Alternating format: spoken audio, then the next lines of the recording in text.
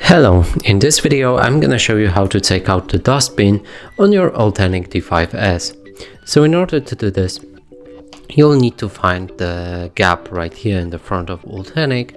It's from the other side as the buttons are, right here. And then there is this gap.